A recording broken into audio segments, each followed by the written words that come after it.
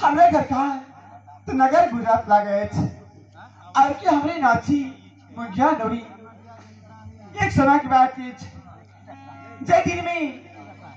क्या सत्य बीमार शादी के लिए खुदकर माँ बाप कहा तो पर रात में उसी समय में क्या हमारा दासी बनाए उनके साथ में कहा तो ससुराल भेज दिलक जब भगवान 12 बरस बीतकाल मलकर कमर बोला बचाल आज कौन सी जरूर पुरगात की तीन सिभाग रात में या बोला हले सबसे कहा तो मलकर के पास चले कौन सी जरूर पुरगाल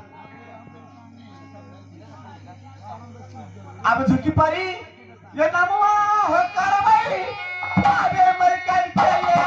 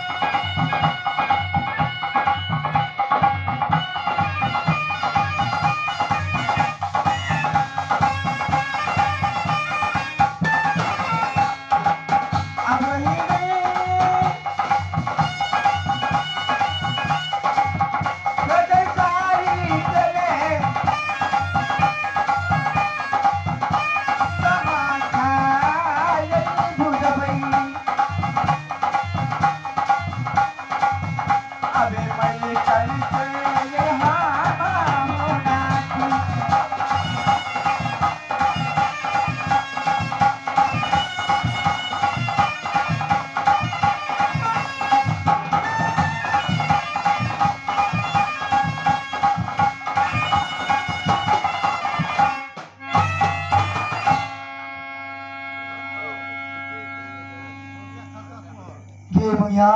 हाय मलकान बोल सबसे पहले ही बोल कि यार सारे अंदर की ड्यूटी छोड़ के तू कहाँ चली गए मलकान